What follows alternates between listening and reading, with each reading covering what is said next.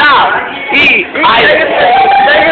Оли ме возимал, се наваѓаме тука во училницата.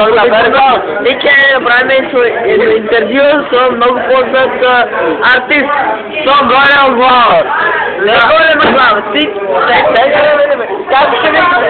Господин голема глава. Господин голем глава се вика. Господин голема глава. Може да му гледате некој вашите уметнички дела.